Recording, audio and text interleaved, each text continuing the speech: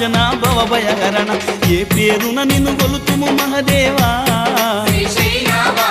ఏ తీరున నిన్ను పూజింతుము దేవా ఏ పేరున నిన్ను గొలుతుము మహదేవా ఏ తీరున నిన్ను పూజింతుము దేవా శ్రీశైలవాస శ్రీ మల్లినాథ